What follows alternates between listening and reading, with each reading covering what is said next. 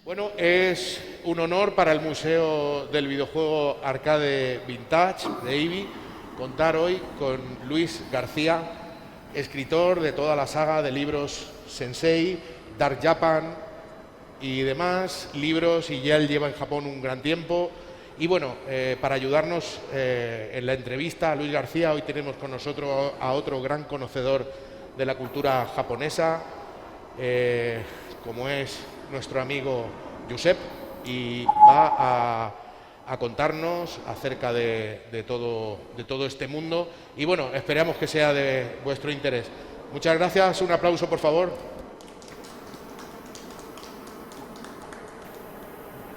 Pues bienvenidos a todos. Tenemos aquí el honor de hacer una conexión en directo con Tokio, concretamente. Hola a todos. Con Sotokanda, también conocido como Akihabara. Y nada, Luis, estás ahí, estás en la oficina y Aquí estoy. Has venido a hablarnos de tu libro, ¿no? He venido a hablar de mi libro. Sí, bueno, por petición de la asociación podría hablar de 1000 historias, pero vamos a centrarnos en esta charla en la saga Sensei, si os parece. Que es un recopilatorio de entrevistas a desarrolladores japoneses de primera mano, en las cuales indago sobre la historia del videojuego japonés y sobre cuestiones importantes para desarrolladores indies, para que aprendan o para que mejoren sus juegos.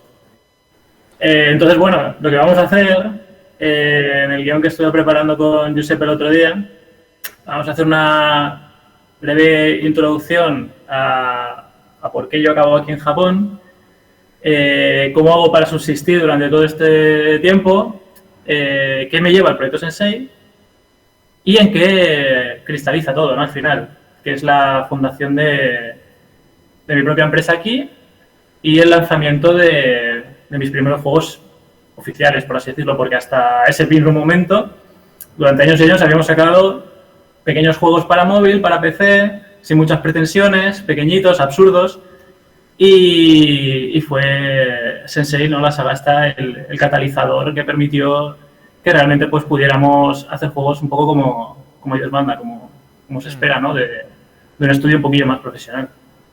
Pero bueno, empezando por el principio. ¿Por qué Japón? ¿Cómo terminas tú ahí? ¿Qué hacías tú de pequeño para tener esta pasión por los videojuegos y especialmente los japoneses? ¿Y qué estudiaste o qué hiciste para llegar ahí? Bueno, a ver, pasado ya diapositiva y tal. En principio, el estudio japonés comienza con la curiosidad por meterme más en el mundo del videojuego japonés, principalmente. Al darme yo cuenta que Super Mario, que todos estos juegos venían de Japón, pensaba, esta cultura tiene algo especial, ¿no? Aquí la gente está haciendo cosas demasiado avanzadas a nuestro tiempo. No es posible que prácticamente cualquier juego que toquemos, o los sistemas que teníamos en los 90, ¿no? La gente de mi generación, vinieran todos de aquí. Sobre todo en mi caso, yo estuve mucho con Game Boy, con Mega Drive. Perdón, con Mega Drive no, con Super Nintendo fue. La Mega Drive era el sistema que reinaba en el colegio en ese momento y todo el mundo cambiaba juegos de Mega Drive y yo pues éramos de los que cambiábamos cartuchos de Nintendo. Pero bueno, lo que sucedió fue que yo dije, yo quiero dedicarme a esto. ¿Qué pasa? Que yo soy muy negado para la programación, hice un curso de programación, se me daba bastante mal, me agobiaba cuando me salían errores de código. Y yo decía, pero yo aún así quiero hacer videojuegos. ¿Cómo me meto yo en la industria del videojuego? ¿Y cómo lo hago? Si sé que no puedo hacerlo aquí en España en ese momento, no había ni siquiera estudios de japonés, mucho menos había estudios de videojuegos, no había la oferta que existe ahora mismo, no, ¿verdad?, de didáctica con mucha especialización en todo el mundo del videojuego. Entonces yo tenía claro que en algún momento tenía que irme a Japón a estudiar. Digo, por huevos, esto es lo que me va a tocar. Y bueno, cuando le digo a mis padres que quiero traducir videojuegos porque me di cuenta que la parte técnica no era lo mío y que tenía que ir a la industria por el lado de las letras, entonces dije, voy a especializarme en la localización, en la traducción de estos videojuegos del japonés, pues del japonés en serio. Claro, me dijeron, ni de coña, pero no te vas, quédate aquí y haz una carrera pues como la de todo el mundo, una carrera normal. Esto de los videojuegos, ¿qué es? ¿No? Pues imaginaos la mentalidad que había. Ya la comparto, ¿no? También un poco en ese momento. Yo entiendo, ¿no?, que contextualmente era una cosa muy rara, pero insistí y dije, bueno, pues si no vais a apoyarme con esto, ya me busco yo la vida como sea. Y mis padres dijeron, te vas a olvidar del tema. Ya verás como un año se te pasa la tontería y no vas a no vas a llegar a ningún sitio prácticamente. Bueno, me motivó, ¿no? Que de esta manera pues tuvieran poca fe, ¿no? En la ambición que tenía. Y ingresé en la Universidad de Castellón para hacer una carrera de traducción e interpretación. Obviamente no había japonés, pero me especialicé en inglés, porque básicamente casi todos los juegos que había mamado de pequeño también habían estado muchos en inglés, juegos de aventuras gráficas, RPGs, muy pocos llegaban en español, ¿no? En aquella época. Entonces yo aprendí inglés jugando a videojuegos. Y una cosa muy curiosa que me pasó fue que la lista de vocabulario que yo me hice para acceder a la universidad, a la prueba de acceso, ¿no? Que daba la posibilidad de estudiar traducción e interpretación, era de mi videojuego favorito, del Final Fantasy VI, en ese momento. Entonces, estudiándome todo el vocabulario que no entendía ese juego, me presenté, hice una redacción en inglés, me aprobaron, empecé los estudios, pasé el primer año con bastante buenas notas, mi madre ya vio entonces, y mis padres, que realmente me lo está tomando en serio, y con los ahorros que yo tenía, más una pequeña ayuda que ellos me dieron, ya finalmente voy a Barcelona. ¿Por qué voy a Barcelona? Porque en Barcelona y Madrid eran los únicos sitios donde en ese momento habían estudios de japonés y permitía un intercambio con Japón. Total, que los años que paso en Barcelona a continuación son exclusivamente para, cuando llegue el momento, poder hacer un traslado de expediente también a Japón y quedarme a trabajar aquí, una vez no acabase la carrera, porque completaba en el plan de estudios. Hablo ya de Mary Station, veis que está el logo aquí en la diapositiva. ¿Por qué sale este logo aquí? Bueno, resulta que del mismo modo que yo había aprendido inglés jugando a videojuegos, pues el japonés lo reforcé buscando información sobre videojuegos en internet. A mí me interesaba mucho saber qué novedades habían en Japón, qué juegos, ¿no? También estaban triunfando en el país, y también quería importar juegos y jugar por mi cuenta. Entonces dije, ya que estoy metiéndome tan de lleno en el mundillo este del videojuego japonés, ya pudiendo leer un poco, pues por qué no aprovecho esto y hago colaboraciones con alguna revista de videojuegos que existía en ese momento, ¿no? Digital. Bueno, PlayStation sigue a día de hoy en pie. Ha cambiado muchísimo la revista, pero en aquellos días era la que más bombo daba a contenidos japoneses. Yo recuerdo que tenían una sección propia, se llamaba Pasaporte Japón, en la cual un corresponsal desde Tokio, cada X tiempo, pues enviaba reportajes acerca de cuáles eran las novedades, los lanzamientos, ¿no? Que se habían producido en el mercado japonés, conexiones en directo con Akihabara, precisamente donde estamos ahora, que es el barrio de la electrónica. Y decía, yo quiero hacer eso. Decía yo, a ver si algún día también acabo en Japón y puedo hacer este tipo de corresponsalía desde allí. Me encantaría, sería brutal. ¿Y terminaste en Japón? ¿Cómo llegaste allí? Y terminé en Japón con el intercambio. Exacto. Finalmente. Llego ya a Japón en el año 2006 y bueno, todo el mundo, ¿no? Lo típico, diciéndome, ¿qué tal? ¿Qué impresiones te de Japón? Envíanos fotos, cuéntanos cosas, anécdotas tuyas de ahí de estudiante. Bueno, básicamente yo me convertí en esclavo en la universidad al llegar. Es un plan de estudios muy duro que hay aquí en Japón. Y a mí lo que más me llama la atención, fijaos, hay una foto aquí en la diapositiva de dos chicas durmiendo. Estas eran compañeras mías de clase, eran dos coreanas. Estaban tan reventadas del ritmo de vida y de estudios y de todo, que se dormían en clase. Y yo decía, esto tiene que ser algo raro, esto tiene que ser estas chicas, ¿no? Que duermen poco, lo que sea, que llevan un ritmo de vida bastante raro. Pero no. Luego yo compartía clases con japoneses y también se sobaban en mitad de clase.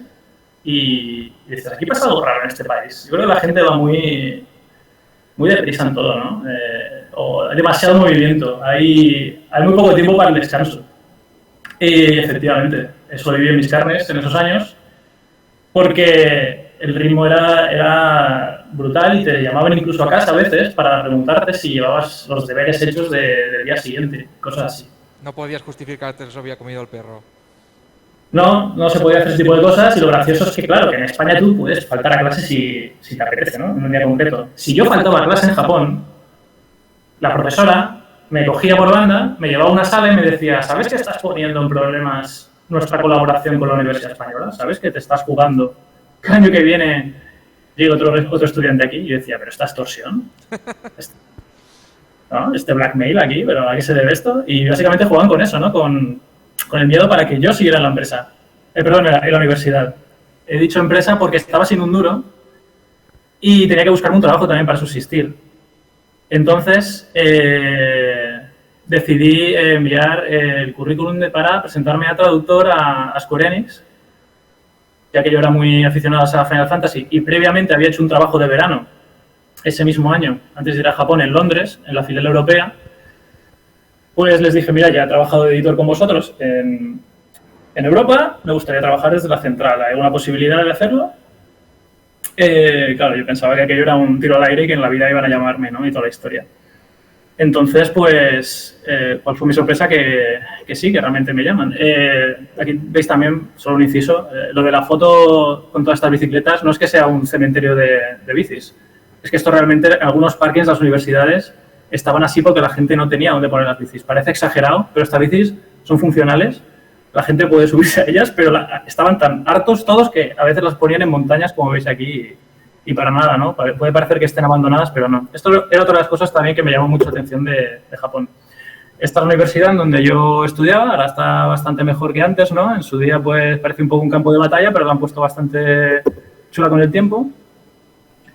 Y es la Universidad de Kanda. Está en Makuhari, a unos 30-40 minutos en tren de Tokio Central. Si no recuerdo mal, Kanda está un poco lejos de Makuhari, al menos la estación de Kanda. Sí, claro. Ahora estoy en el barrio de Kanda. Sí.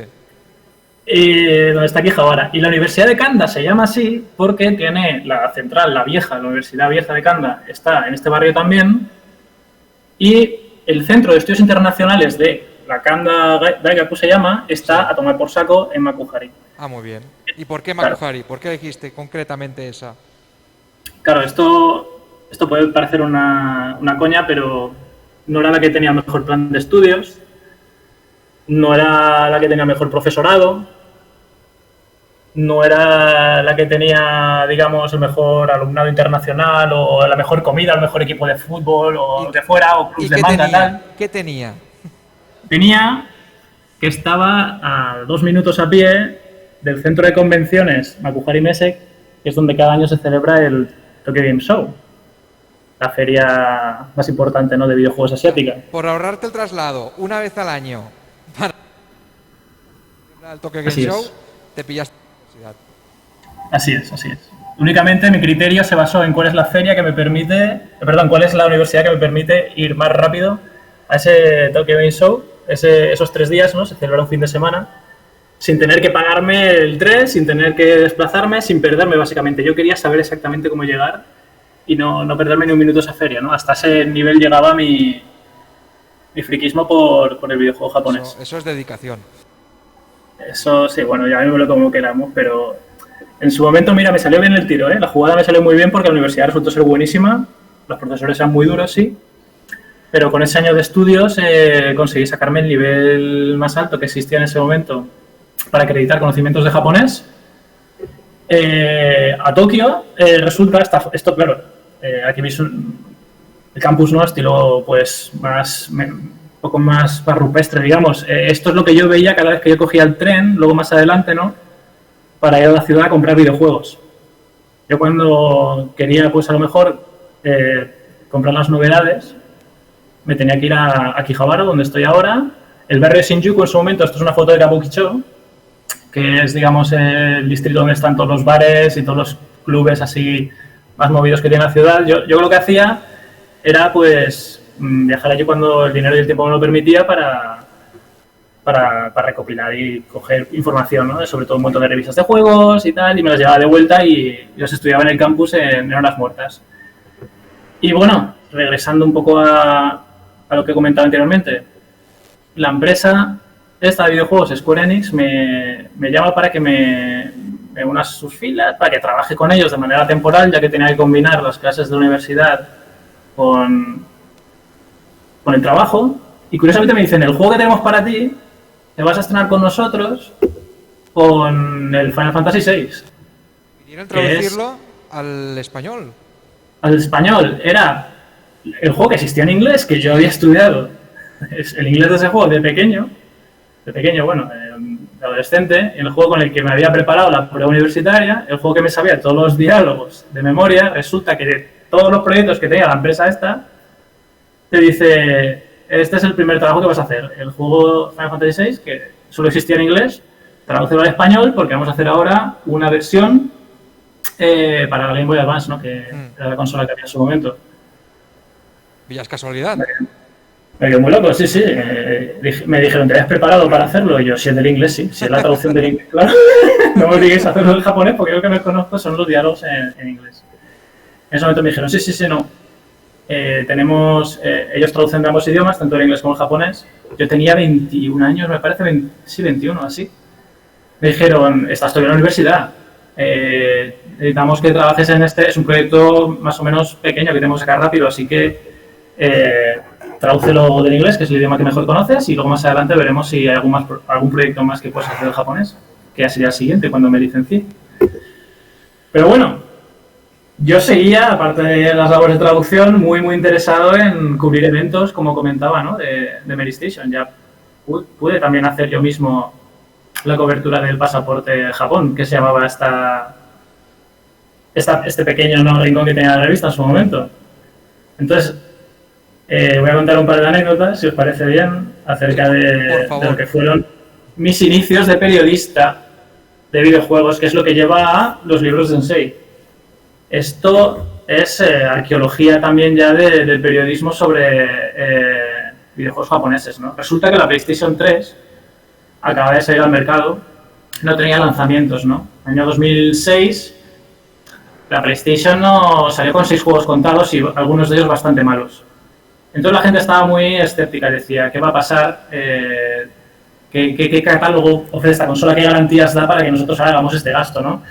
Ahora vivimos tiempos distintos en los que la gente se compra la PlayStation 5 solo por tenerla, sin saber qué juegos van a salir. Pero bueno, en ese momento, intenta comprársela, que es otra cosa. Comprarla, claro. Pero en ese momento hay que pensar que era ya muy cara, era un reproductor de Blu-ray también, y la gente quería saber un poco, ¿no?, qué iba a pasar con la consola. Entonces, bueno, Sony creó un evento llamado PlayStation Premiere, en el cual por primera vez va a presentar un montón de juegos en exclusiva a los invitados a ese evento. Yo, por el pase de Mary Station, en principio estaba acreditado por Mary Station, como periodista español, iba a tener acceso a ese evento, a conocer, ¿no?, a ver la presentación y a hablar con los creativos, ¿no?, que había allí y tal. Bueno, ¿cuál es mi sorpresa cuando llego allí y me dicen, no, tú no figuras en la lista de invitados, tú no estás aquí, nadie de la revista te ha apuntado, no puedes pasar. Y dije, pero bueno, o sea, la gracia, ¿no?, que me hacéis para un evento gordo que hay y resulta que no puedo cubrirlo para la revista. No, lo siento, me decía el responsable de recursos humanos, bueno, el responsable que hablaba con la prensa allí. Resulta que estaban todos los puestos disponibles, se celebraban en los cines de Roppongi y esto. Entonces, todos los medios japoneses tenían prioridad, obviamente, y los medios internacionales habían cubierto el cupo de gente que podía acceder a la presentación.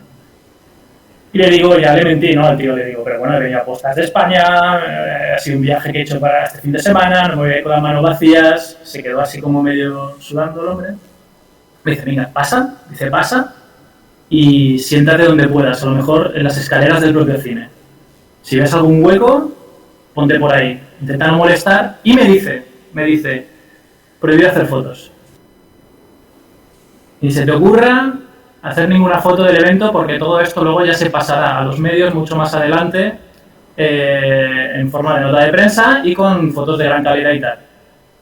Lo que tenemos aquí, esto es una captura que he sacado yo rebuscando en los archivos de la revista porque mucha de la información de aquella época se ha perdido ya, hubo un cambio de servidores, muchas fotos y tal se han ido al garete, pero esta foto mierdosa, borrosa, asquerosa que se ve ahí, es la que yo conseguí sacar de Strangis, desde una esquina donde estaba como pude, del Metal Gear 4, el Metal Gear Solid 4, una de las franquicias en ese momento más famosas que existía. La gente no había visto ni una imagen, estamos hablando, globalmente no se conocía nada del juego. Yo con toda mi cara hice esta y un par más, recuerdo, y las envié a Mary Station. Y les dije, aquí tenéis, publicarlas si queréis. Y las publicaron. Resulta que, bueno, yo luego no me enteré de si había habido algún tipo de represalia o algo, ¿no? Nunca supe si aquello iba a suponer algo negativo para mí. Yo sabía que me lo había jugado mucho, pero claro,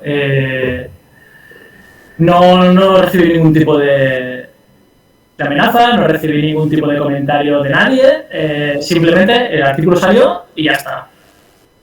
2 meses más tarde o así, pasaporte Japón, Metal Gear Solid 20 aniversario. Yo pido ir a cubrir el evento.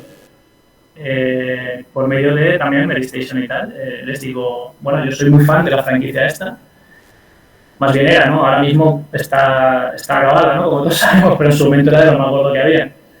Entonces yo le digo al director de la revista, no sé qué pasó con el reportaje de PlayStation Premier, pero para este de Metal Gear voy a ir yo por mis medios, porque sé que no os van a acreditar tampoco, pero voy a intentar meterme ahí como sea. Ya lo hice aquella vez, pues bueno. Es una fiesta, al fin y al cabo vamos a intentar entrar. Total, que esto se celebraba en Roppongi también. Konami tiene sus sedes en este barrio. Es el barrio donde hay también pues más vida nocturna en la ciudad y hay un montón de comunidad extranjera y empresas y hay muchísimo dinero. La compañía de la Pokémon está aquí, hay también Porsche y tal, JP Morgan tiene también sus sedes allá. Bueno, la cuestión es que yo llego allí y me dice el responsable de prensa, amablemente, Luis García, de PlayStation, pase, adelante. Un recibimiento exquisito. Decía, madre mía, qué trato más bueno, ¿no? Digo, ya me conocen, yo supongo que será de la anterior y tal. Pero me llevo a una sala bastante apartada del jaleo principal, ¿no? Donde se escuchaba ya pues los aplausos, las copas, ¿no? Con el hielo ahí, claro, estaba la gente de fiesta, ¿no? Y yo digo, ¿por qué no me llevan allí? ¿Por qué me están llevando a una sala aparte? Efectivamente, lo que todos estáis imaginando. Me dicen, tú sabes la que liaste, ¿no? Aquella vez de la PlayStation Premier. ¿Tú eres consciente de que concentrasteis una burrada de tráfico en vuestra web el día que publicasteis esas fotos? Que medios americanos se hicieron eco, que todo el mundo os linkaba, que tal, y encima las fotos eran asquerosas, pero aún así lo hicisteis, ¿cómo podéis? Tal, y yo pensando que tiene razón, la he liado parda, vamos a ver qué puedo hacer para de alguna manera compensaros. Yo lo siento, soy un novato, era la ilusión más que nada lo que me pudo. Entonces, claro, yo digo, bueno, vamos a ver, yo nunca he estado metido en problemas judiciales, ¿no? Hasta ahora tampoco, toquemos madera, pero digo, ya me he metido aquí donde no me llamaban. Y bueno, ¿no? Me miran así un poco, ¿no? Con cara de circunstancias. Me dicen, ¿sabes qué? Dice, bueno, como estamos de fiesta, porque es el 20 aniversario de la saga, al fin y al cabo, ¿no? Hay que pasárselo bien. No queremos malos rollos. Entra y pásatelo bien. Madre mía, o sea. A día de hoy todavía, ¿no? Es como, uff. El peso que me he quitado de mis hombros. No es normal. Y las fotos que veis aquí, pues son de Kojima, el creador, que estaba pues también anunciando en ese momento las primeras aplicaciones del juego. Daba más detalles todavía de Metal Gear 4, que no había salido todavía, seguía en desarrollo, lleva como 5 años. Y esta fue la primera vez que conocí a Toshihiro Nagoshi. Está aquí abajo, es el creador de la saga Yakuza, una de las mejores franquicias que ha dado la industria japonesa en los últimos años, de Sega. El tío ya tenía pintas, ¿no? de Yakucilla, él mismo, ¿no? Se quería convertir un poco en el personaje de su propio juego. Y esta fiesta fue también uno de los motivos que me permitió, pues, ponerle cara a muchos desarrolladores japoneses.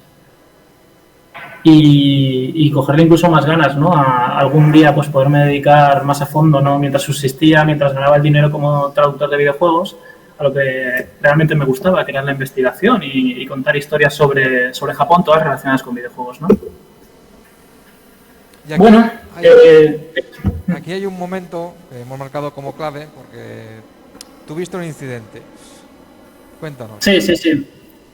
Este momento viene después de que mi año de estudiante en Japón concluyera, porque, como he comentado, tampoco tenía muchos medios para subsistir allí, y la propia... O sea, el dinero de corresponsal en Japón era mínimo, y la propia empresa Square Enix, a la hora de ofrecer proyectos, decía que no podía contratar a gente internamente, sino que tenía que ofrecerlos a freelance, a autónomos. No tenía ni idea de tener un autónomo yo en ese momento, pero me dijeron, mira, si te vas a España puedes trabajar a distancias de España. Entonces yo volví a España. Después de un año y pico, decido que volver a España es mi única opción, prácticamente, o eso me vivir en Japón. Estamos hablando ya del año 2007, en verano. Pues nada, ¿qué hice yo? Fueron muchos meses, ¿no? En España, me parece que unos 6 o así, antes de que yo volviera a Japón. Y en ese tiempo me dedico a jugar a videojuegos japoneses. A todos los que había comprado prácticamente en Japón, día y noche, ¿no? Pues a jugarlos para reforzar el idioma japonés y para conocer sobre todo a más creadores japoneses. Bueno, resulta que de todo mi catálogo de videojuegos, ¿vale?, que me llevé a España, había uno que estáis viendo en pantalla, se llama Real Sound Kaze no Regret. Los remordimientos del viento, y Real Sound es una especie de novela, pero de un serial de radio. Viene a ser un serial de radio, pero que se podía jugar con el mando. No tenía imágenes, era pantalla en negro y únicamente tú escuchabas actores de voz en japonés hablar y tú con el mando, cuando había un pitido, el juego te indicaba si podías ir por la rama A, B o C. En una foto veis también que hay como una hojita con braille para que los jugadores ciegos pudieran toquetear y saber cómo avanzar en el juego. El juego incluía también algunas hojas perfumadas, porque le hacía referencia el argumento en determinado momento a el olor de la colina, ¿no? Pues olía a lavanda, entonces tú cogías la hoja en concreto, la olías y ya pues te imaginabas que estabas ahí. Yo tenía ese juego en casa, ¿vale? Y pensaba, yo esto no voy a jugar en la vida. Voy a darle prioridad a otros, pero yo esto no sé qué rareza es esta, que no voy a tocarlo jamás. Bueno, resulta que sobre la época, como tenía bastante tiempo libre, mi madre me dice, ¿por qué no aprovechas y te operas de la vista? Tenía yo unas dioptrías galopantes, veía menos que un gato de porcelana, y mi madre dice, ya, bueno, aprovecha, ¿no? Y tal, la recuperación será rápida, serán seguramente 2 días o así. Pues nada, voy a la clínica esta para operarme con LASIK. Yo estoy en plena operación y empiezo a oler a quemado. Digo, oye, aquí huele a churrascado, ¿qué está pasando? Le digo yo al médico, ¿no? Dice, no, que no te muevas, tal. Y yo, ¿pero va todo bien? El médico, sí, tranquilo. Total, que me puse nervioso y si ya me habían operado el ojo izquierdo, el derecho ya me bailaba, ¿no? Me iba loquísimo. La retina, pues, con los nervios imaginados, ¿no? Y tal, yo pensando, esto va a ir mal. Se acabó la operación, yo no veía absolutamente nada, ¿no? Me dijo el médico, date un tiempo, ¿eh? Esto no va a ser rápido, date una semanita porque no sé yo, pero ¿había algún problema? Yo había firmado previamente un contrato, como todos los que se operan de LASIK, no sé si alguno de vosotros tendrá la experiencia, pero tú dices que si hay algún problema en la operación, la responsabilidad, tú eximes de responsabilidad a la clínica. Entonces, yo me temía un poco también que la cosa había ido mal y el médico me decía, tranquilo, tú espera y ya veremos a ver qué pasa. Pues nada, resulta que me tiré efectivamente una semana en la que no veía absolutamente nada y le di al juego este. Dije, vamos a aprovechar, mira, finalmente, ¿qué le iba a decir? Voy a poder descubrir este juego. ¿Cómo? Tuviste la experiencia entera. Tuve la experiencia entera, claro. En ese momento digo, bueno, todavía me estoy recuperando, vamos a ir jugando. El juego me costó pues como 3 o 4 días acabármelo. Y cuando lo acabé seguía sin ver.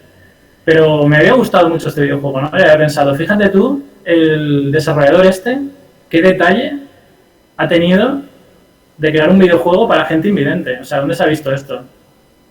A mí me pareció una pasada y era un juego que en la vida iba a tocar. No tenía intención porque digo, era más que nada una rareza, yo lo había comprado como rareza.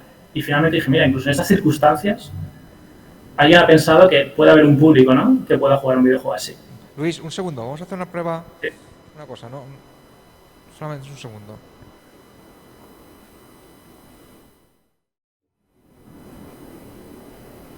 Vale, seguimos. ¿Sí? ¿Todo bien? Sí, todo bien. Simplemente para comprobar una cosa. Vale. Yo, claro, me quedé muy marcado con este hecho, ¿no? Que hubiera desarrolladores, ¿no?, que pensaran en otros hasta este punto. Obviamente, claro, la recuperación siguió. Una semana más sin ver nada, 2 semanas más sin ver nada, y íbamos a llegar ya al mes. Yo tenía en ese momento pendiente un viaje había estado buscando trabajo previamente y me había salido una plaza de traductor de Microsoft en Irlanda, creo que fue, para trabajar para la Microsoft, para la Xbox en ese momento, la 360. Le tuve que decir a mi madre, mira, envío mi mail en mi nombre diciendo que no veo, que es que no puedo trabajar, que lo siento, pero no puedo ir a Irlanda. Perdí ese trabajo, perdí el sueño, perdí el apellido, perdí todo, porque vale, me quedo ciego, ahora ya está clarísimo que no salgo de esta.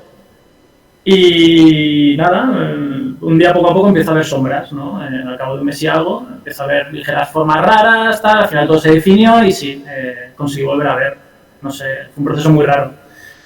Pero una vez ya con la vista recuperada, voy a el correo y miro todo lo que tenía ahí pendiente y tal, y había un email de Square Enix, allí también, en el que me invitaban a Tokio para trabajar en la traducción del Final Fantasy XIII. O sea, el timing había sido espectacular. Sí. ¿Otra casualidad? Otra casualidad increíble. Tenían otra traductora ellos también, que traducía los juegos gordos de la franquicia, pero como había sido madre y también trabajaba en español, no podía ir allí. Así que fui a Tokio. Y en Tokio, trabajando ya en el Final Fantasy XIII, yo seguía jugando juegos japoneses. Y uno que me sorprendió mucho es el que veis aquí, que se llama Tokimeki Memorial. Es un simulador de ligoteo japonés. Es un simulador de citas.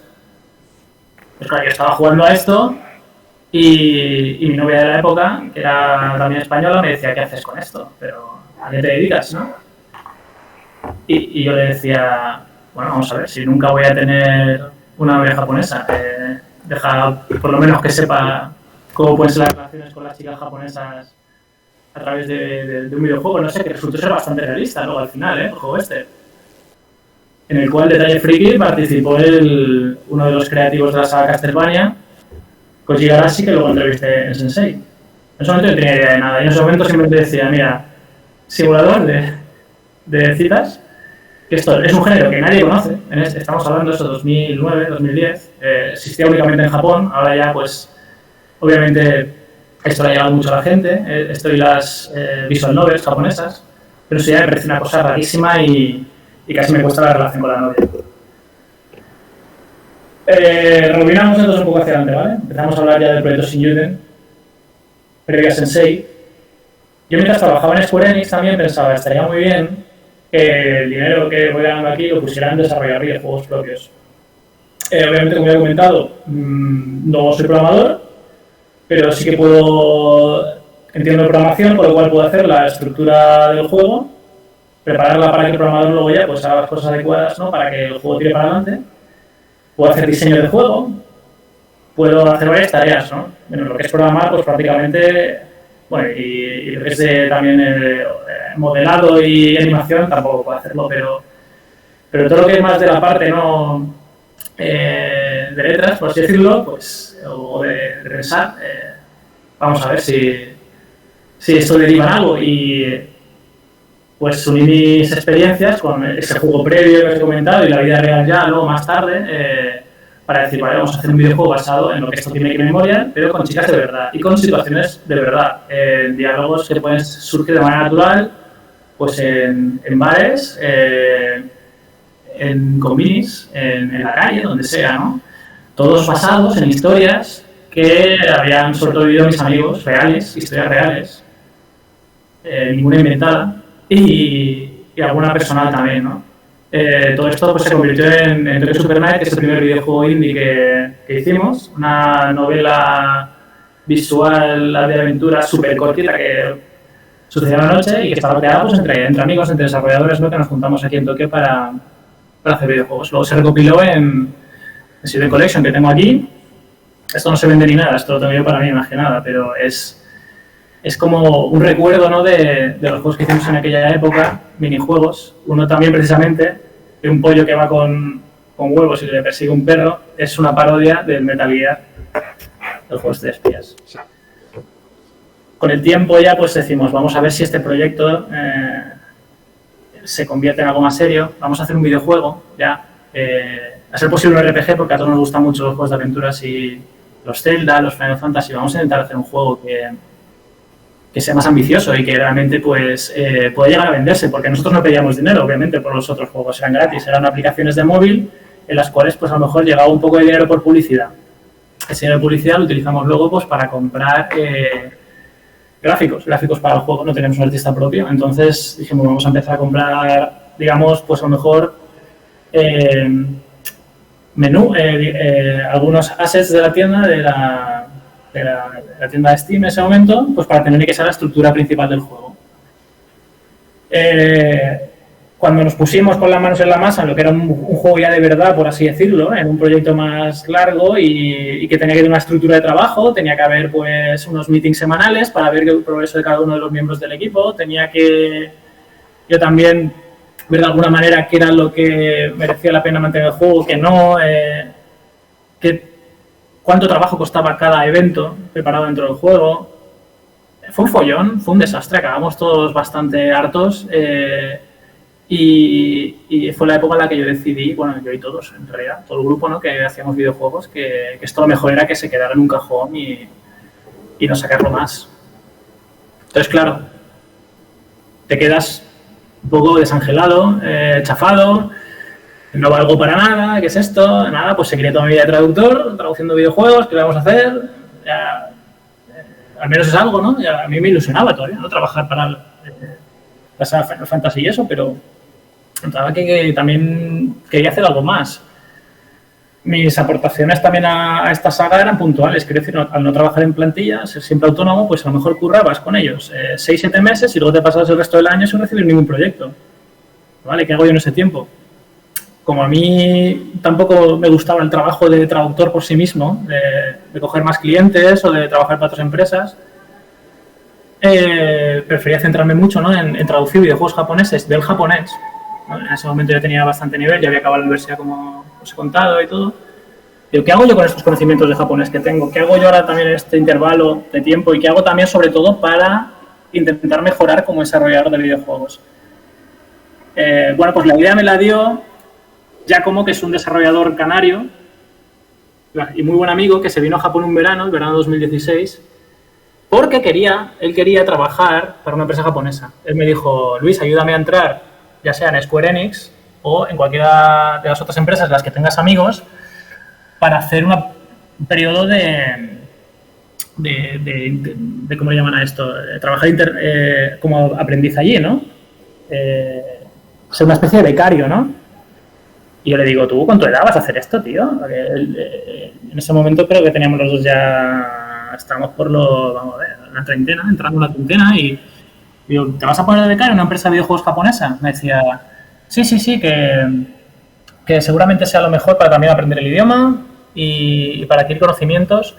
Pero luego él mismo me decía, ¿sabes? Hasta que consiga eso, hasta que pueda entrar en esa empresa, lo mejor que podemos hacer, me dice, tú como has trabajado de periodista de videojuegos, es buscar a creativos japoneses y intentar tener con ellos charlas personales en las que nos expliquen ellos su filosofía acerca de la creación de videojuegos, a qué le da más importancia, a qué problemas han tenido sobre todo, ¿no?, para no caer nosotros los mismos.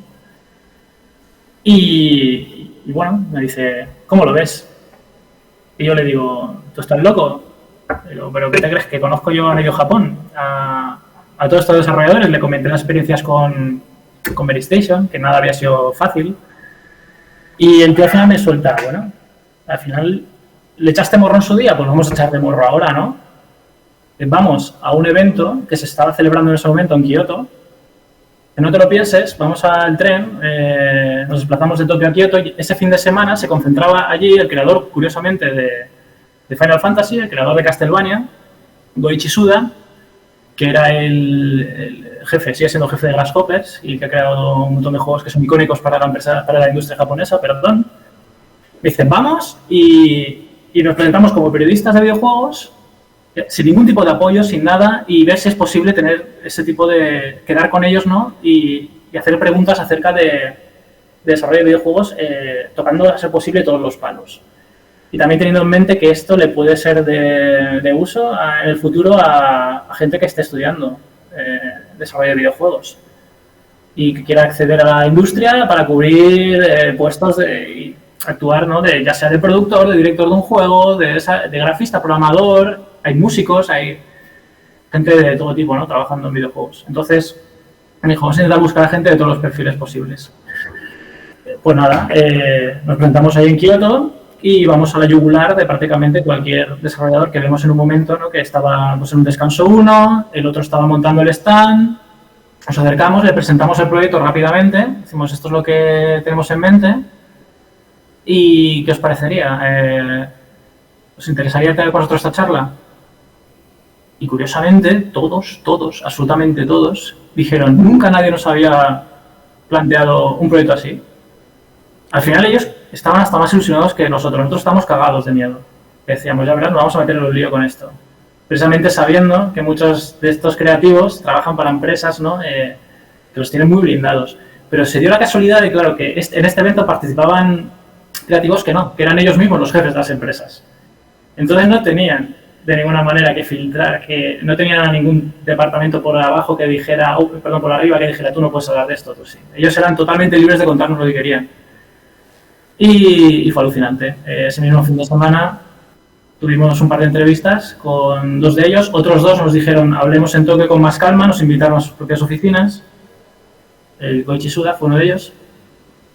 Y con 4 entrevistas o así ya en el saco, dijimos, bueno, vamos a más. Tenemos ya esto, que es alucinante. Yo recuerdo que la entrevista a Sakaguchi de Final Fantasy y tal fue espectacular. Y no le preguntamos nada de Final Fantasy.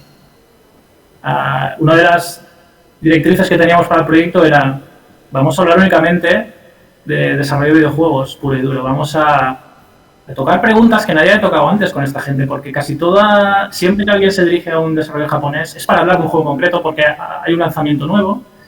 Y al fin y al cabo el periodismo de videojuegos ahí se convierte más en una herramienta de marketing. No sirve tanto como para dar a entender el trabajo de un desarrollador, sino para anunciar el videojuego en el que está trabajando. Y todas las preguntas van a estar relacionadas con ese producto y mucha historia que te cuente va a estar embellecida por el departamento de marketing y va a ser falsa. Esto es un tema que da para una charla extra, entera, que es apasionante, a mí me gusta mucho, cómo está tergiversada, ¿no? la información, mucha información que ha llegado a Occidente. Y bueno, esto Sensei al final se convirtió en eso, en charlas auténticas sin ningún tipo de influencia externa, ni de edición, posedición, ni de vamos ahora a cortar, esta pregunta no la pongas, esta sí, no. Las conversaciones que surgieron en Sensei 1 eran tal cual, ¿no? Se había dado la charla, punto y coma, o sea, punto por coma, se intentó hacer así también. De la grabación original que teníamos de la entrevista, transcribir absolutamente todo. Y ya estaban las preguntas muy, muy filtradas en su momento, aunque había mucha cosa espontánea, pero todo lo espontáneo también se puso ahí. Y bueno, a día de hoy lo considero un milagro que saliera tan bien. Pero como os digo, estaba enfocado totalmente al desarrollo, ¿no? A preguntas sobre desarrollo de videojuegos. Con el tiempo conseguimos incluso hablar con el creador de Pac-Man, con el creador de Space Invaders, con el artista principal de Sega, que es el que había hecho los diseños de Sony. Aquí sale Yoji C en una captura. Este es el productor de Outrun y de Fantasy Zone, de un montón de juegos de la Sega clásica. Y el proyecto continuó, seguimos con Sensei 2, con Sensei 3. Todas estas entrevistas se hicieron durante 3 años, me parece que fue, en intervalos, por supuesto. Lo que iba a ser un proyecto de un libro se convirtió en algo tan interesante, tan apasionante incluso de manera personal, que ya con Giacomo, de vuelta en España, porque el pobre no consiguió quedarse en Japón, me dejó totalmente la responsabilidad del proyecto. Me dijo, si quieres, en el momento que se fue llevamos, me parece que llevamos 10 entrevistas ya, me dijo, acaba tú con todo, si tienes fuerzas y hasta donde quieras llevarlo, porque él ya consiguió un trabajo en otro sitio, se desvinculó. Y yo le dije, vale, si me das potestad para tirar adelante, yo lo hago porque me ha encantado esta idea y creo que mucha gente se puede beneficiar de ella al final, ¿no? Y bueno, el Sensei 2, el siguiente libro ya aproveché y metí mucho de periodismo de videojuegos. Intenté combinar, como ya habíamos hecho muchísimas preguntas de desarrollo que veíamos que se iban repitiendo, porque la filosofía que tienen todos ellos, que son cracks de primer nivel del desarrollo japonés, es muy común. Saben lo que están haciendo y obviamente las fórmulas del éxito, por así decirlo, o las claves principales por las que están todavía ahí, les va tan bien, son comunes. Pues dijimos, vale, vamos. Bueno, dije, estaba yo solo prácticamente, entonces dije, voy a hacer ya así preguntas sobre juegos que no se conozcan tanto de su portfolio, o vamos a indagar mucho más en su historia personal. Y Sensei 2 es una mezcla de ambas cosas. El proyecto se hizo muy, muy gordo, y la foto que veis aquí, ahí aparece una señora, está Camilla, que es el desarrollador de Devil May Cry, desarrollador principal de Bayonetta. Ahora mismo está en Platinum Games y es el creador de los juegos de acción con estilo, ¿no? Juegos de acción espectaculares. Este hombre es de lo mejor que ha dado Japón en los últimos años. La señora que hay ahí, esta ya fue para Sensei 3,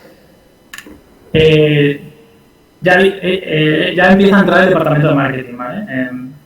En Sensei, cuando estamos ya preparando el último libro. Y yo tengo que previamente convencer a los responsables de las empresas de la comunicación, ¿no? De todo, del tipo de preguntas que voy a hacer, de que no voy a desvelar ningún secreto especial, de que yo mismo me comprometo de manera personal a que todo lo que sea en Sensei lo ponga en este caso Platinum Games de la empresa, en un compromiso. O sea, que ya se politizó la cosa. Y ahí es cuando yo dije, se acaba el proyecto Sensei. Cuando esto empezó a pasar, dije, esto ya no es lo que queríamos hacer. ¿Qué pasó? Que yo con todo mi morro también, obviamente, me salté a la torera, digamos, ciertas preguntas que no debería haber hecho, que me respondieron igualmente los creativos. Luego ellos, también los del departamento de comunicación, lo supieron y me dijeron, mira, no pasa nada. Venga, da igual. O sea que me tocó negociar muchísimo, pero ya el trabajo era el triple, ¿no? Del que yo había tenido durante el primer libro. En el primer libro yo hablaba con el entrevistado, surge la conversación de manera espontánea.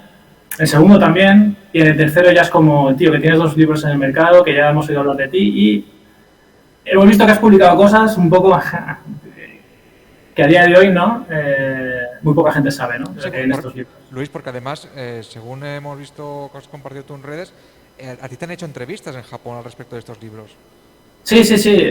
Me llegaron a hacer entrevistas porque la gente flipaba mucho de que hubiera un occidental que estuviera, digamos, entrevistando a tantísima gente del tirón y presentándolo todo pues como un compendio del saber de los principales cabezas de lanza japoneses. Entonces, llamó la atención y me preguntan incluso a día de hoy que qué pasa con la versión japonesa. Yo siempre digo que Japón ya tiene muchísima información escrita acerca de estos creativos, no con las mismas preguntas exactas, pero sí que es cierto que en España no tenemos material a día de hoy. O sea, vamos a poner los puntos sobre las sillas. En España es que no hay libros así. Y yo lo que quería también era cubrir un poco esa falta de oferta editorial. Sí que hay un montón de libros que yo lo que veo que son reportajes de su día, de Meristation que hacíamos, ¿no? De cuando buscamos información en Wikipedia y tal, pues reportajes de estos que les han puesto tapa dura. Sí. Simple y llanamente, ¿no? O sea, libros que el periodismo de videojuegos tienen, pues lo que yo de cura. Entonces dices, pues vamos a hacer las cosas un poco mejor y tal, y intentar llevar esa información de primera mano, que es escasísima. Es que España en desarrollo de videojuegos y tal, pues le ha costado mucho ponerse ahora está a la altura de Japón completamente, ahora es una maravilla, pero en el tema de periodismo de videojuegos nos queda muchísimo, estamos súper verdes. Francia, Reino Unido, o sea, nos pasan la mano por la cara de una manera espectacular.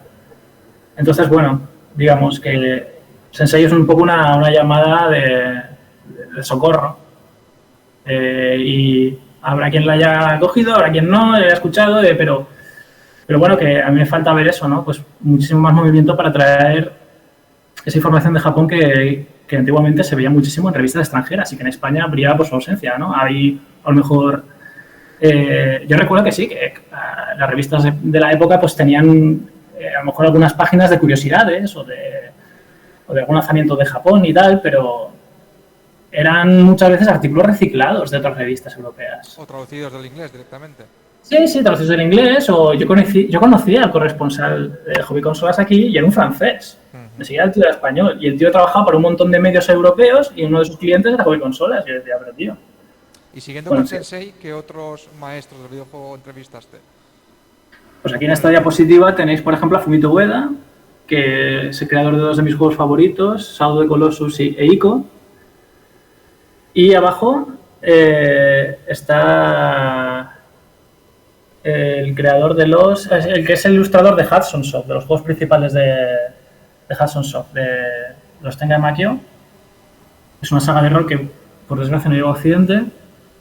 Y de prácticamente casi toda la producción en su día que se hacía para la PC Engine, que también es un sistema, la TurboGrafx, que no llegó a España, o sea, llegó en unidades contadas, como el que dice. No teníamos la cultura de la TurboGrafx y de la PC Engine, que sí que habían disfrutado muchísimo los franceses, por ejemplo. Entonces yo quise buscar a algún representante de aquella manera de Hudson.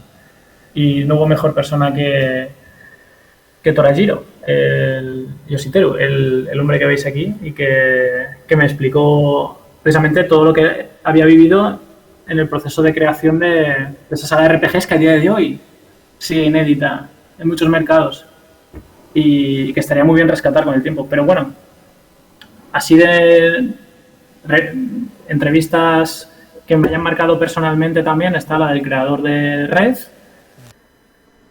Mizuguchi. Tetsuya Mizuguchi, ¿no? El Red es uno de los juegos más revolucionarios que probé en su día. Mezclaba un estilo musical con visual que me deja loco incluso a día de hoy. Abajo hay una foto con Yako, con el cámara, y con Naoto Shima, que es el ilustrador de Sega. También ha sido creativo de casi todas las sagas que ha parido la empresa. Knights, ¿no? Es uno de los juegos de Sega Saturn también que recuerdo con mucho cariño, que jugué en su día y que había participado en los diseños. Aquí otro de los que participaron en el proyecto es el señor Junji Yarita, que este es uno de los que conseguí rescatar de puro milagro. Hubo una labor de investigación muy loca ahí.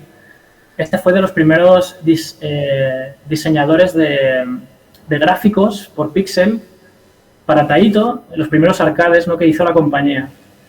Entonces, hay juegos muy famosos de la empresa como Operation Wolf y otros de esa misma época, estamos hablando de principios de los 80, Darius, que él había participado en la creación de esos gráficos.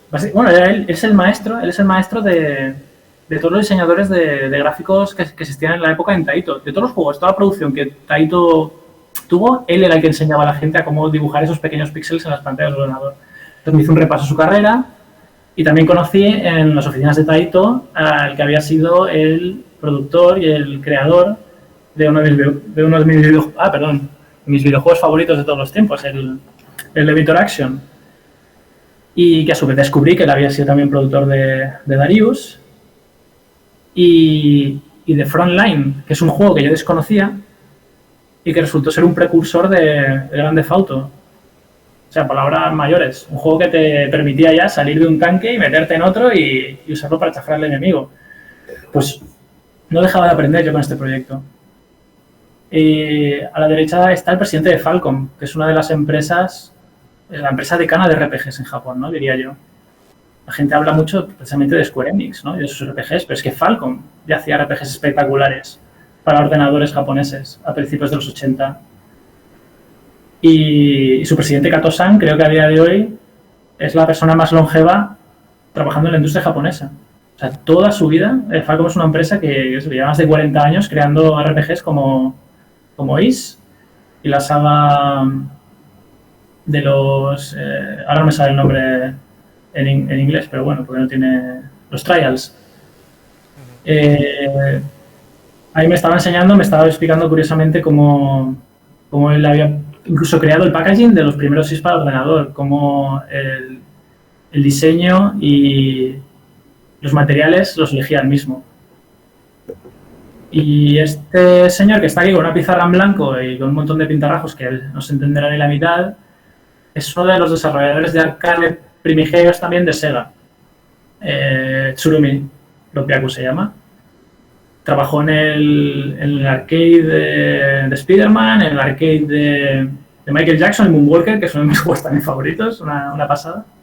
Me descubrió el S-Arcade, por cierto, porque yo en su día solo había jugado la versión de Mega Drive, y cuando me dijo que existía un arcade y que él había sido el productor, me volví loco, ¿no? Y cuando lo probé, aluciné. Ahí en la pizarra, eso fue durante su entrevista, me está explicando la distribución de los departamentos de Sega en su día, ¿no? La división de consolas para Mercado doméstico para arcades. Los arcades tenían pues también otras subdivisiones. El único nombre que se entiende en la pizarra será el de Yu Suzuki, ¿no? Supongo que dice, esto es de la División 2, de AM2, y me ibas soltando un montón de nombres e historias que yo le dije, para el carro aquí, porque entonces esta entrevista va a ser de 70 páginas y son estas personas a las que me gustaría algún día llevar una charla, ¿no? De Arcade Vintage, a ver si es posible, ¿no? Incluso que vaya de manera presencial allí y pueda hablar de la historia del arcade de Sega de la manera que me la contó a mí, que me quedé alucinando, ¿no? Una lección de una clase de historia, ¿no? Sobre las primeras máquinas arcade de Sega, que yo sé que en la asociación hay un otro run también precioso ahí, funciona de manera hidráulica. Este tío puede contar anécdotas de prácticamente cualquier máquina. Y luego hay más desarrolladores que trabajaron en el arcadito de los 80 también, en máquinas recreativas que seguramente todos, la mayoría, pues hayamos probado. Pues acabamos con el proyecto Sensei, ¿no? Precisamente por eso, porque se estaba politizando y porque también había un agotamiento mío personal importante, ¿no? O sea, 3 años hablando con 40, ya no sé cuántos fueron ya, 40 y pico creativos y entrevistas larguísimas, muchas de ellas. Tenía una lista con más gente pendiente de entrevistar, se me quedaron en el tintero varios, por desgracia, pero yo decidí poner fin ya porque no me daba la vida y porque tampoco podía vivir de eso. Es un trabajo que exige muchísima dedicación y no había manera de sacar ese tiempo, sobre todo cuando decidimos que el proyecto que habíamos tirado a la basura en un primer momento, que se llamaba Dell, había que resucitarlo con todo lo que habíamos aprendido de los senseis. Lo llamamos Heroes Trials y aquí pues tenéis una captura y una de las primeras noticias que surgieron en castellano acerca de que el juego estaba vivo, que se había resucitado y de que íbamos a lanzarlo al mercado sí o sí. Básicamente, yo tuve una charla con el creador de los Dragon Quest, en la que él me dijo, dice, si quieres seguir adelante con un proyecto, sea el que sea, dice, tienes que ser lo suficiente valiente como para tirar a la basura el 80% del juego si hace falta. O sea, descarta todo lo que tengas en tu mente que por algún motivo veas que no funciona porque hace el juego más aburrido o porque veas que no vas a acabarlo de producir, ¿no? En la vida. Entonces, bueno, conseguimos también llevar el juego a algunos eventos en Japón en los que la gente nos daba feedback. El juego pasó de ser un juego en el que queríamos que básicamente lo que te dicen los libros de Sensei es que te debes a tu público. Te debes a la gente, a los jugadores. Hay que hacerlos disfrutar ante todo. El juego no está ahí para decir, mira qué guay que soy, es un videojuego. No, no. El videojuego existe y tiene sentido porque la gente lo juega y lo disfruta. Es algo de manual, es algo súper sencillo, muy simple, pero que muchos tendemos a olvidarlo porque nos perdemos en nuestro propio ego. Pues el juego está hecho para los demás, no está hecho para ti mismo. Y si ese juego los demás lo aprecian, tendrá salida y sobrevivirá. Si no, ya verás como pronto la gente lo crucifica y desaparece y tú mismo también como desarrollador pues ya no sigues para adelante, ¿no? Porque te llevas un chasco y si has gastado mucho dinero en un juego que la gente repudia, ¿cómo vas a levantarte de esa, no? Entonces, gracias a Sensei, gracias al proyecto Sensei, conseguimos acabar el Heroes Trials y publicarlo para todas las plataformas. Para sacar Heroes Trials a la venta, obviamente teníamos que crear una empresa. Había que tener una sede social aquí en Japón, había que registrarse como editora de videojuegos en las principales empresas como Sony y Nintendo. Eso hicimos, utilizamos el nombre que teníamos ya en la época de indies, que se llama Shinjuden, como ya he repetido, y ¿qué hicimos? Pues nos juntamos con otros desarrolladores occidentales que trabajaban aquí en Japón para sacar juegos en todo el mundo, distribuirlos por nuestra cuenta, pasarlos a otros idiomas, por supuesto, testearlos y bueno, y ver un poco hasta dónde llegaba la cosa. Entonces, con el tiempo hemos conseguido sacar pues ya bastantes juegos, ¿no? Tanto de, como he dicho, creativos occidentales en Japón al extranjero, como de muchos juegos españoles, muchos indies y juegos que se han creado en España. A lo mejor pues sí que nos han contactado, nos han dicho, oye, ¿nos ayudáis a hacer marketing de nuestro juego en Japón? ¿Nos ayudáis a traducir nuestro juego al japonés? O ya directamente nos lo publicáis vosotros. Esto es lo que ha pasado con el tiempo con Shinjuden. Yo a día de hoy todavía alucino, ¿no? Que tenemos 3 años y medio, 4, no llegamos a los 4 años y hemos tenido un volumen de trabajo ya que jamás me hubiera imaginado. Simplemente pues porque las bolas de la vida, por Sensei, Es así, hemos traducido también al anime la saga de Kimetsu no Yaiba, Guardianes de la Noche, el anime más fuerte que ha existido en Japón en los últimos años, ¿no? Y nos hemos metido también a trabajar en traducciones de manga, con la editorial Babylon, pues... ¿Perdona? Es una empresa multidisciplinar. Ahora mismo sí, claro. No nos dedicamos únicamente ya a videojuegos, sino como somos en parte también agencia de localización, pues no decimos que no a nada que sea contenido audiovisual, tanto de eso, videojuegos, anime y manga. ¿Por qué? Pues porque al fin y al cabo quienes trabajamos en Shin somos todos pues bastante otakus. Sin ir más lejos, pues por eso estamos aquí en Japón la mayoría de nosotros, ¿no? Trabajamos con colaboradores en España, pero el núcleo duro está aquí, en el propio barrio de los otakus. Así que todo ha surgido de manera natural. Ahora mira, El Fantasma de Agosto es uno de estos últimos mangas en los que hemos participado, sale dentro de poco y es una belleza de manga, una maravilla. Muy recomendado. Pues muy interesante, además. Onda, ¿y esto? ¿Der Japan? ¿Qué es esto de historias surrealistas en el país de la piruleta? ¿Esto de dónde sale y qué tiene relación con o contigo? Esto es una bizarrada, ¿vale? Esto resulta que uno de los colaboradores de la empresa, los que he comentado, es un americano cuyo seudónimo es Joe Jack y que este tío tiene una vida apasionante. Este tío es el típico que cuando acabamos a veces de trabajar nos lo llevábamos a beber, nos llevábamos a que nos contara su vida. Está como una regadera y alguna vez le dijimos, tenemos que hacer un libro de esto. Este libro hay que recopilar historias de tu vida y sacarlas en libro, porque era todo de un humor súper ácido, súper particular y muchas veces decía, lo que me estás contando es mentira, ¿no? Te juro que es verdad y te aportaba pruebas. Era como, vale, ¿qué pasa? El tío este habla un español macarrónico, no se le entiende casi. Hablamos con él en inglés sobre todo. Entonces dijimos, ¿qué te parece si cogemos un borrador de lo que nos acordemos de tus historias, lo que tú nos cuentas de nuevo, porque queríamos que nos escribieran entre algunas cosas, lo pasamos a español y le damos un toque de humor que solamente le habrías dado tú si fueses español. El tío chapurrea algo español, pero es muy malo hablando español. Entonces, se ve que veraneaba en Benidorm de pequeño, dice. Es un tío de Chicago que veraneaba en Benidorm. O sea, más una vida loquísima. Entonces le dijimos, mira, vamos, si quieres, internamente, nosotros le damos un toque rollo humor amarillo. ¿Qué te parece? Sé que es humor amarillo. Si no sé, ese programa de los 90, a él le sonaba y todo. Sí. Pues vamos a darle ese toque de risa. Y lo editamos nosotros. Silvia se dedicó a hacer la edición y la propia Babylon lo ha sacado, ¿no? Hace poco salió el Josep con mayo. Si no recuerdo mal, finales de mayo de este año. Y va por la tercera edición. Tercera edición ya, madre mía. Y la foto esta es tuya, ¿se puede decir? Sí, claro que lo puedes decir. Febrero de 2020. Claro, es que esto creo que aparece en la solapa del libro, que sí. Vimos esta foto que representa a Japón a la perfección, ¿no? Fue un momento un poco extraño, en plan de ¿por qué hay un descampado ahí? ¿Por qué solo hay un juego para un niño, el resto está vacío? ¿Y por qué hay un señor esperando? En gabardina, por suerte iba vestido, por suerte abajo se aprecia el traje.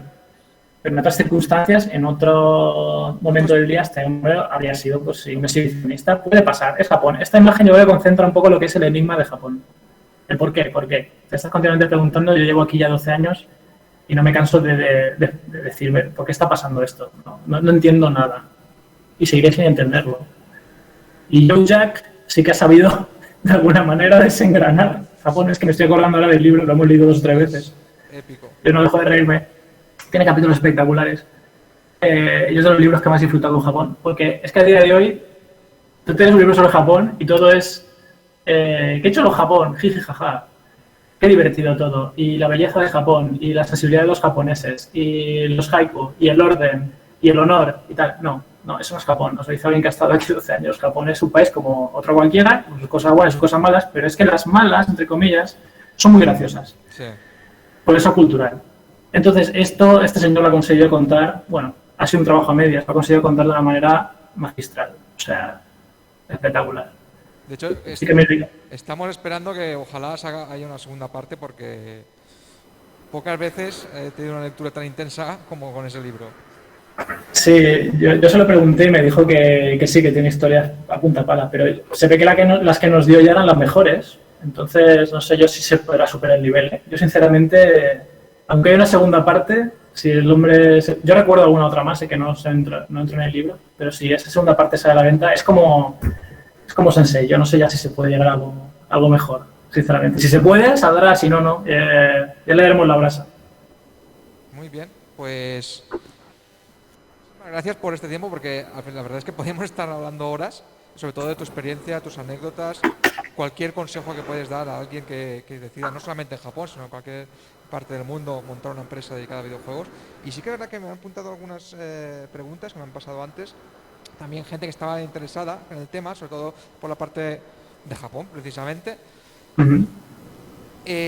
Habiendo tenido la experiencia de haber ido ahí a trabajar para empresas japonesas, de montar tu propia empresa, y todo lo que viviste después de lo que nos has contado tras el proceso de intentar generar un juego, dejarlo abandonado sin Yuden, ¿cómo está sin Yuden ahora? ¿Tú dónde te ves dentro de 5 años? ¿Que dónde me veo en 5 años? Vale, una cosa es dónde yo quiera ir o hacia dónde me encamine, y otra lo que vaya a pasar, que va a ser completamente distinto. O sea, eso ya lo tengo.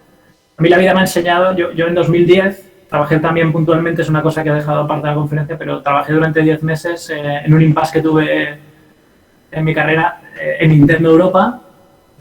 Como he dicho, yo era muy fan también de Nintendo, trabajé allí durante 10 meses en la saga Inazuma Eleven y me hicieron la misma pregunta. Me hicieron la misma pregunta y yo dije, me veo en Nintendo toda la vida. Me veo en Nintendo toda la vida porque aquí se trabaja, que te cagas, el ambiente es fenomenal, los juegos son una maravilla, como todos sabemos. Y a los 10 meses estaba de vuelta en Japón. Y Nintendo no vuelve a pisarla ya.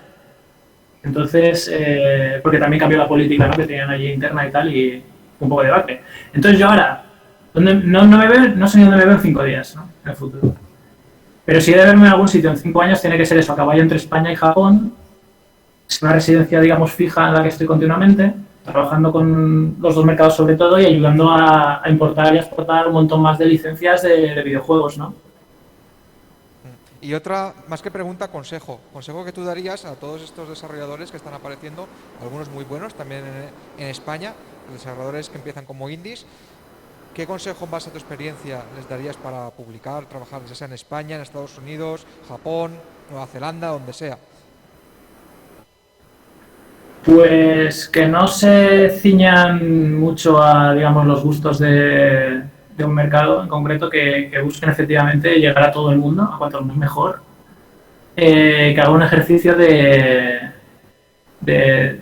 conocer bien el juego en el que están trabajando y cuáles son sus puntos fuertes y potenciarlos, y sobre todo que no sacrifiquen todo, ¿no?, por ese videojuego. Es decir, que la vida es muy importante, que hay muchas más cosas, ¿no?, aparte del desarrollo de videojuegos, que si ven que están hipotecando su futuro, que si ven que se les hace muy duro, que si ven que no son lo felices que deberían ser desarrollando videojuegos, que lo dejen reposar, que no es el fin, y que luego más adelante habrá oportunidades para volver a trabajar en un juego, ¿no? Si de alguna manera el proyecto se vuelve cuesta arriba, que nunca se convierta en una huida hacia adelante, que nunca se crea la falacia de que ya que lo he empezado tengo que acabarlo sí o sí, porque ya he perdido mucho tiempo, ya he invertido muchísimo tiempo, entonces no quiero tirar la basura. No, porque igualmente puede ir a peor, ¿no? Eso puede ser una bola de nieve que vaya cuesta abajo y que no llegue a ningún lado. Entonces, cuando ellos sean conscientes de que el proyecto no está para continuar, que lo dejen y no pasa absolutamente nada, porque en mi experiencia fue así, ¿no? Hay oportunidades para que resurja de otra manera. A lo mejor es otro juego, a lo mejor es otro producto, a lo mejor es una idea que ya lo aplicarás a otra cosa. Puede ser un libro también, es que nunca se sabe. Entonces, que no hay que obcecarse, es lo que le diría a la gente, ¿no? Que no hay que sacrificar las cosas por cabezonería. Me parece un consejo muy aplicable no solamente al tema de desarrollo de juegos, sino también a otros campos. Pues creo que no tenemos más preguntas, pero seguramente cuando publiquemos el vídeo habrá comentarios, habrá dudas, habrá también experiencias propias de los que lo vean, con lo cual pues estaremos atentos y si hay alguno que creamos interesante te la trasladaremos. Vale, muy bien. Sobre todo, Luis, muchísimas gracias por tenerte aquí, por cedernos tu tiempo. Sabemos que ahora mismo allí pues creo que son 7 horas de diferencia, ahora mismo. Ya es hora de Sí, cenar, mañana 8 ya. ya es de noche. Y esperamos tenerte por aquí pronto, cuando la ocasión lo permita. Y sobre todo que vengas a vernos al Museo del Videojuego, que sabes que es tu casa. Buah, me encantaría. Yo me quedo a vivir ahí, ¿eh? Me ponéis una tienda de campaña y No sé yo. 300 máquinas ahí, ¿no? Pues mira, una por día. Una Así por tengo día. para un año ahí. Una por día, intento pasarme una por día, ¿no? Y no hace falta que sea japonesa, ¿eh? Me da igual ya eso. No, aquí hay de todo, no te preocupes. Pues Luis, te esperamos con los brazos abiertos y seguramente, muy probablemente, pues podamos hacer más colaboraciones porque ya solo tu carrera es apasionante, tienes muchas cosas que contarnos, que enseñarnos y ya por donde estás, pues es un lujo que podamos contar con alguien sobre el terreno para que nos muestre la realidad de no solamente la industria de los juegos japoneses, sino también un poco la parte de sociedad, un poco la parte otaku, friki, pero desde otro punto de vista. Muchísimas gracias, Luis. A vosotros, gracias por la invitación, lo he pasado genial. Hasta aquí. Y un abrazo a todos. Gracias por aguantar este tostón y que disfrutéis del museo, que es una maravilla lo que tenéis ahí. Me dais una envidia alucinante y lo dice alguien que está aquí en la cuna, en la meca del videojuego. Que también tengo un montón de arcades aquí al lado, pero ninguno es como ese. Es una maravilla lo que tenéis ahí en Ibi. O sea que mi enhorabuena Pues y que lo mantengáis ahí durante años y años. pronto estarás aquí con nosotros para disfrutar, lo esperamos. Joder. Muchísimas Gracias a gracias. vosotros. Hasta luego.